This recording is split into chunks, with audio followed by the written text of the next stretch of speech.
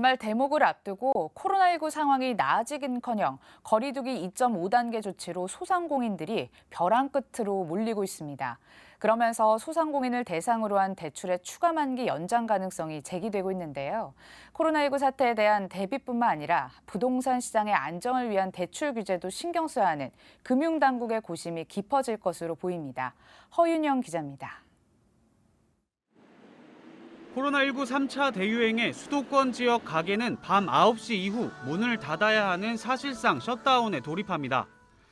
현재 수도권의 코로나19 확산이 본격적인 대유행 단계로 진입하였으며 전국적인 대유행으로 팽창하기 직전의 위험한 상황이라고 결론 지었습니다. 코로나19 지원에 앞장섰던 금융권도 긴장감이 역력합니다.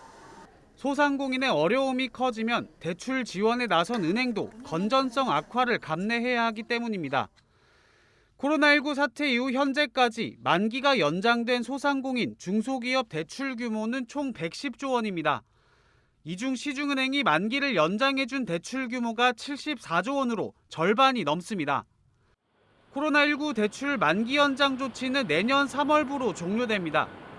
당초 지난 9월에 종료 예정이었는데 코로나19가 장기화되면서 금융당국은 6개월 연장을 결정한 바 있습니다. 추가 만기 연장 여부는 연말까지 진행되는 수도권 거리두기 2.5단계 효과와 내년 초 상황을 감안해서 결정될 것으로 보입니다. 만기 연장 조치는 코로나19 국면에 비투와 영끌 등으로 유동성을 확보하는 데 어려움을 겪고 있는 은행 입장에서 반가운 소식은 아닙니다.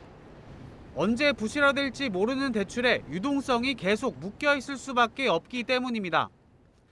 실제 올 3분기 말 기준 4대 은행의 유동성 커버리지 지표는 일제히 100% 아래로 떨어졌습니다.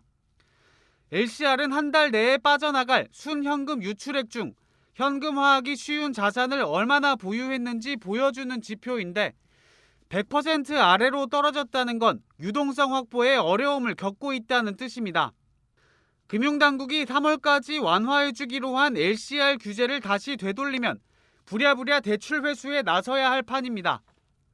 이 때문에 코로나19 대출 만기 연장 조치는 은행의 건전성 규제 완화함과 함께 고려돼야 하는데 금융당국은 현재 부동산 시장 안정을 위한 추가 대출 규제도 고려 중이라 고심이 깊어질 것으로 보입니다. 머니투데이 방송 허윤영입니다.